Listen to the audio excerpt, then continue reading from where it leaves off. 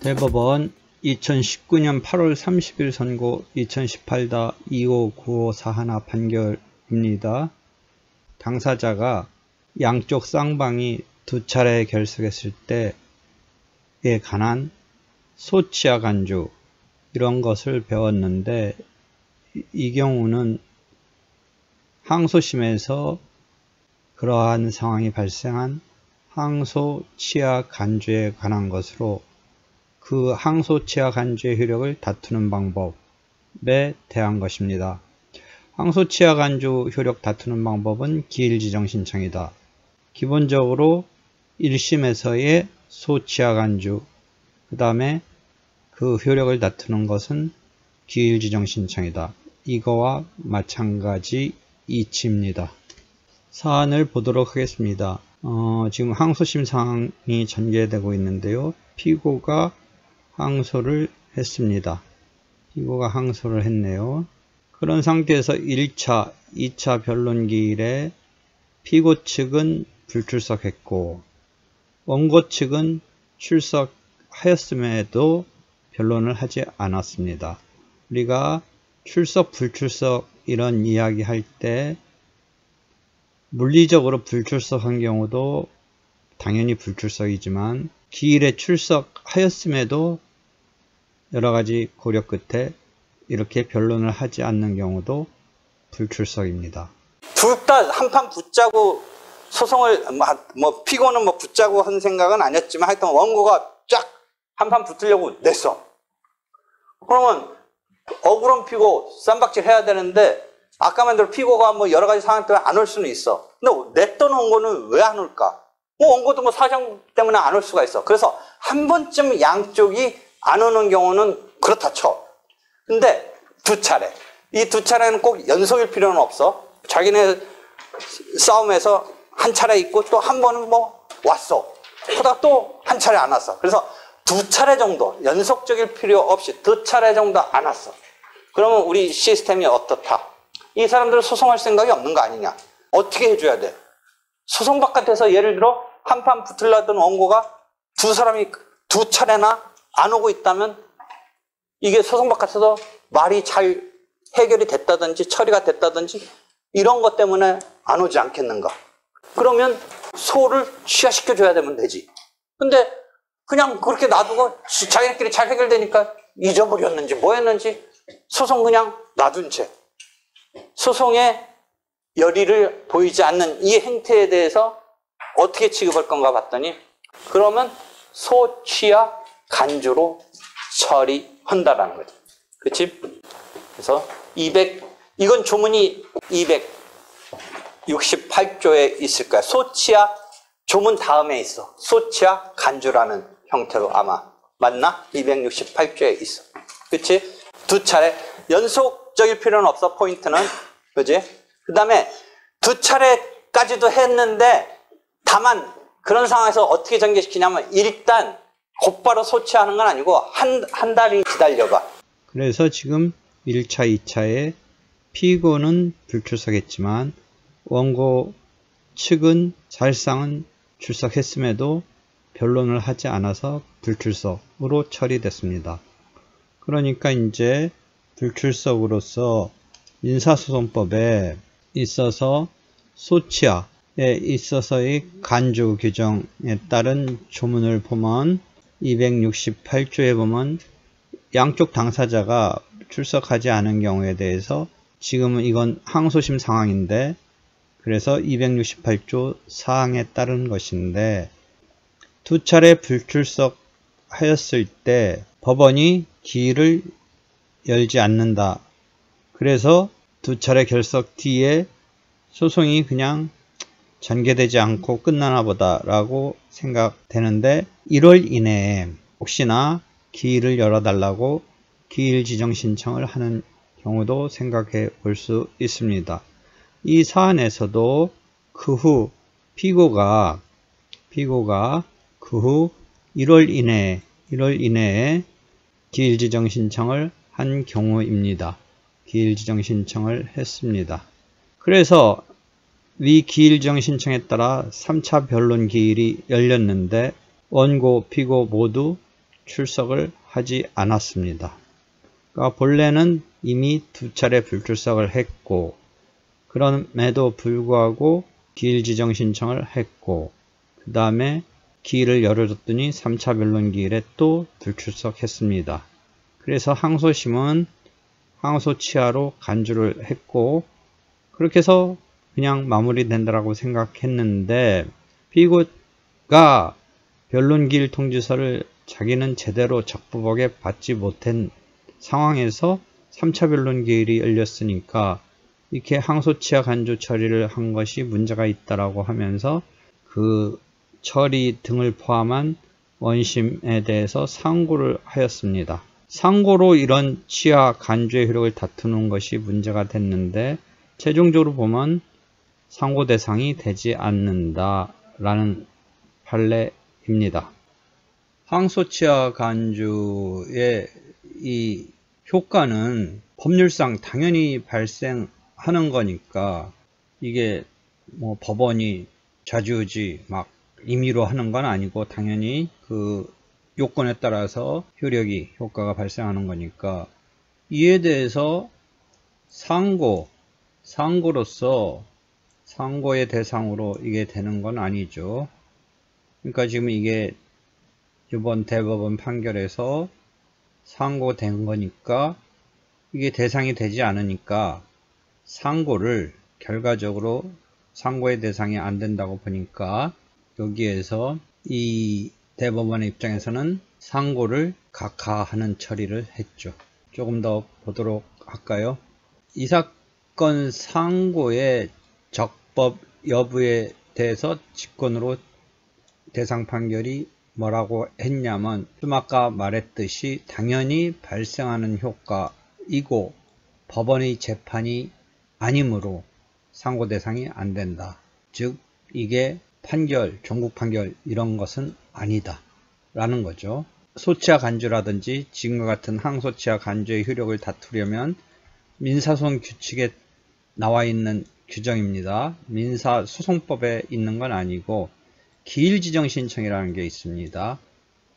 자기 입장에서 본다면 이게 소치하 간주라든지 지금 이 상황에 항소치하 간주가 뭔가 문제가 있다. 그러니까 상고로 다툴 게 아니라 기일을 열어달라라고 신청을 해서 기일지정 신청 끝에 뭔가 거기서 문제가 있는 걸 따져야 됩니다. 기일지정 신청을 했을 때 그 열린 기일에서 봐서 이게 문제가 없다라고 본다면 결국은 문제가 만약 있다라고 본다면 그것에 따라서 기일이 전개돼서 변론 등이 열리는 거지만 결국 문제가 없다라고 한다면 결국은 소송종료선을 하게 됩니다. 소송종료선을. 하여튼 피고가 기일지정 신청을 했으면 가타부타 그런 상황으로 가겠지만 지금 상고를 했기 때문에 기일지정 신청을 하는 것은 변론으로 하고 기일지정 신청을 해서 치하 간주의 효력을 다투는 것은 변론으로 하고 상고의 대상으로 삼을 수는 없다라면서 상고를 각하하였습니다. 그런 취지의 판례입니다. 관련해서 쌍방 당사자가 불출석했을 때 소치하 간주 또 항소심에서 쌍방 당사자가 불출석했을 때 항소 치하 간주 좀 더 포괄적으로 한다면 상소 치하 간주 이것에 대한 추가적인 설명이 참고로 더 볼 수 있도록 계속될 것입니다. 7-54 당사자 결서 이것도 조금씩 얘기해왔어. 앞에서 한 명이 한쪽 당사자가 결성하는 경우 양쪽이 다 결성하는 경우로 나눠서 보는데 이 결석의 의미는 물리적으로 출석 않는 경우뿐만 아니라 우리가 물리적으로는 출석했지만 진술금지 같은 게 있을 수 있다고 그랬지. 당사자가 너무 막 이 변론에서 엉망진창 막 이렇게 되면 진술을 금지시킬 수 있는 것을 진술금지를 어디서 한번 용어가 나왔어? 변론금지에서. 변론금지에서 한번 나왔잖아. 그랬을 때 기일의 해태, 게을리함, 결석 뭐 이런 용어를 쓰는데 요때 한번 배웠지. 그 다음에 양쪽 당사자가 두 차례 불출석하고 또 한 차례 기회를 달라고 해서 줬다든지 아니면 아예 여기서 달라는 소리도 안 넣는다든지, 즉 2+1인데 이 두 차례 불출석하고 나서 기회를 달라고 했다면 그 뒤에 또 한 차례, 아니면 기회 달라는 소리 안 하고 이렇게 되었다면 30일 이내, 30일인지 한 달인지 30일 이내로 되었을까, 그런 절차가 있는데, 이 경우에 우리가 최종적으로 이 소외 처리를 어떻게 하느냐 할 때도 한두 번 나왔어. 이 용어도. 소외, 의제적 치하 간주. 소를 취하한 것은 아닌데, 원고가 적극적으로 소를 취한 건 아닌데, 이렇게 해서 양쪽 당사자가 소송에 임하는 그것이 거의 내팽겨치는 이 행태를 보인 거야. 두 차례 불출석, 양쪽.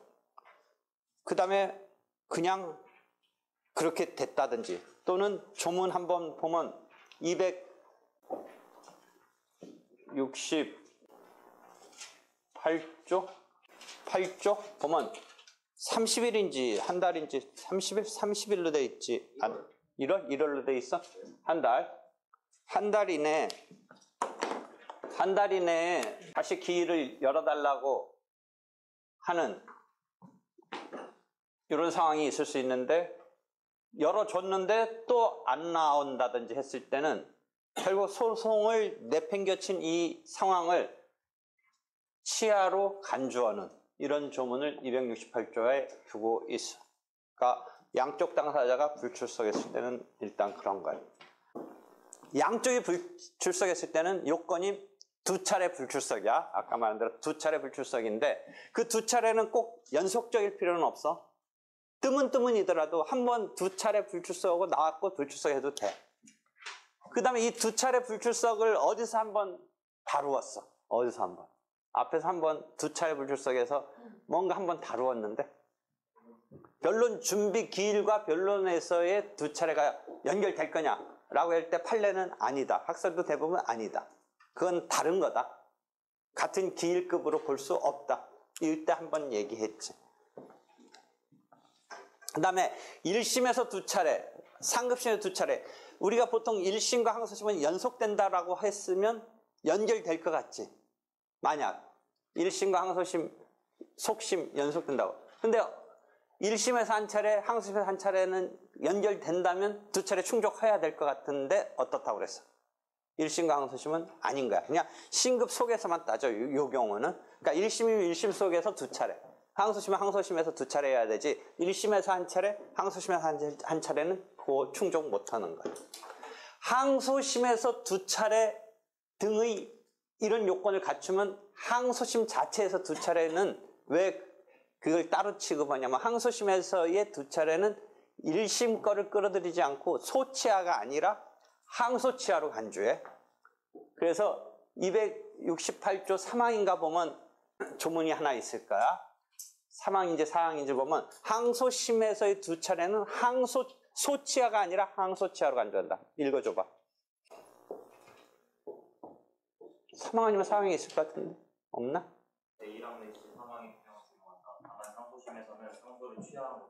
그러니까 4항이 그렇다는 거지. 그치?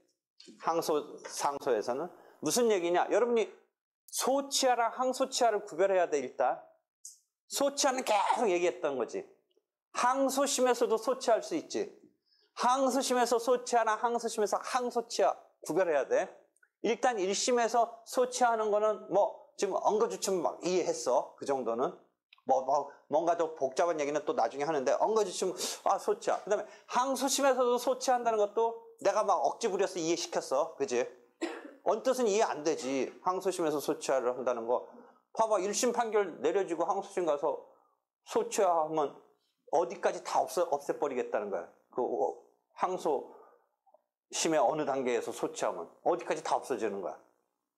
1심 소 재경부터 다 없어져, 판결. 그럼 여러분이 일반적으로 생각할 때, 그럴 수 있나? 1심 판결 받아보고 항소해놓고 소치하면 완전 깽판 아니야. 근데 가능하다는 거지. 가능한데 어떤 식으로 제어한다고 그랬어? 제소금지로 제어한다고 얘기했잖아. 근데 지금 이제 또 딴 거야. 항소심에서 소치하가 아니라 항소심에서 항소만 치하한다는 제도가 있어. 그건 뭐야? 1심은 그대로 확정돼서 이제 항소심을 안 여는 거, 항소심만을 제거하는 류의 항소치하가 있는 거야. 나중에 또 배우는데. 됐지? 그러니까 지금 일단 여러분이 헷갈리지 않으려면 1심에 순조롭게 소치하는 것까지는 이제 이해하고, 약간 어거지 같은 느낌으로 이해를 해야 될지도 모르지만 항소심에서 소치하는 것도 이해했어. 그 다음에 하나 더 이해해야 될 것은 항소심에서 항소를 취한다는 개념이 있는데, 지금 항소심에서 항소 내지는 상소심에서 상고심에서 상고를 취한다든지 이 개념이 있는데, 지금 두 차례 불출석이 항소심에서 있었을 때, 상소심에서 있었을 때 어떻게 취급한다? 소치하 간주가 아니라 항소치하 간주, 상소치하 간주한다라는 게 268조 사항의 이야기지. 되겠지? 그러니까 지금 이 두 차례의 이 이야기를 하면서 그 이야기까지 간 거야. 두 차례는 그러니까 교과서적인 표현은 어떻게 나와? 연속적일 필요는 없고 단속적이라도 된다. 연속적일 필요는 없고 단속적이라도 된다. 곧바로 두 번 연장은 아니더라도 이렇게 뜸은이라도 두 차례. 그치? 그렇게 된다. 그 다음에 그렇게 했는데 우리가 앞에서 기일 지정을 요청하는 경우가 나올 수 있는데 이게 그 경우 하나야. 두 차례 불출석했는데 아까 말한 대로 1월 내에 기일 지정 신청을 해서 열어달라고 하는 것까지도 한 번쯤은 이렇게 인정하고 있는데, 그렇게 해서 열어줬는데 또 안 나왔어. 이런 경우에 대해서 두 가지 상황이 벌어지네. 두 차례 불출석하고 기일 지정 신청이 없었다든지 1월 내에 두 차례 불출석했는데 기일 지정을 요청해서 해줬더니 또 안 났다든지 했을 때 소송을 수행할 여리가 없다라고 간주해서 이렇게 취급하는 거죠.